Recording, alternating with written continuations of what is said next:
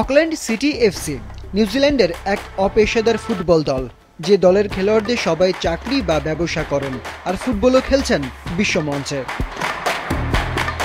দলনেতা Mario Ilyich দিন শুরু করেন ভোর ৫টায়, জিম সেরে অফিসে যান, কোকা-কোলার বিক্রয় প্রতিনিধি হিসেবে সারাদিন কাজ করেন, বিকেল বা সন্ধ্যায় ফুটবল অনুশীলন সেরে বাড়ি ফেরেন রাত ৯টায়। গোলকিপার কনর ট্রেসি কাজ করেন ওষুধ কোম্পানির গুদামে, যেখানে ভারী মাল তুলতে গিয়ে চোট পান প্রায়ই।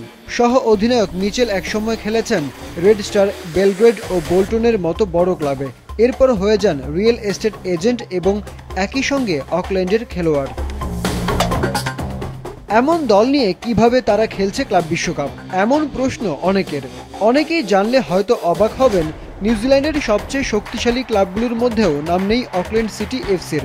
একই এলাকার কাছাকাছি নামের আরেকটি বড় ক্লাব হলো অকল্যান্ড এফসি, অর্থাৎ একটি অকল্যান্ড সিটি এফসি, আরেকটি অকল্যান্ড এফসি।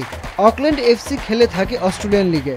একইভাবে নিউজিল্যান্ডের আরও দুই বড় দল ওয়েলিংটন ফিনিক্স ও নিউজিল্যান্ড নাইটসও খেলে থাকে অস্ট্রেলিয়ান লিগে।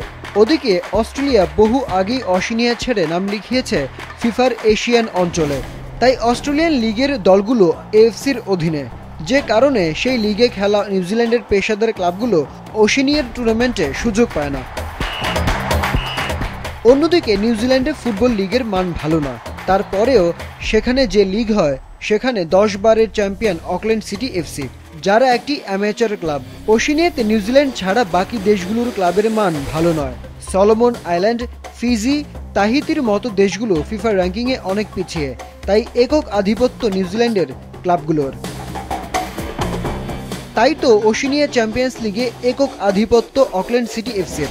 ২০০৪ সালে ক্লাবটি গঠিত হওয়ার পর এ পর্যন্ত ১৮ বার ওশেনিয়া চ্যাম্পিয়ন্স লিগ খেলেছে, এর মধ্যে ১৩ বারই শিরোপা জিতেছে তারা। টানা ৭ মৌসুম ওশেনিয়া চ্যাম্পিয়ন হওয়ার কীর্তি রয়েছে তাদের।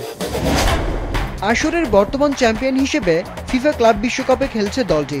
এর আগে আন্তঃমহাদেশীয় চ্যাম্পিয়ন ক্লাবগুলোকে নিয়ে সংক্ষিপ্ত ফরম্যাটে যে ক্লাব বিশ্বকাপ হয়েছে সেখানে ১৩ বার অংশ নিয়েছে অকল্যান্ড সিটি, আর নিউজিল্যান্ডের ঘরোয়া লিগে তারা শিরোপা জিতেছে ১০ বার।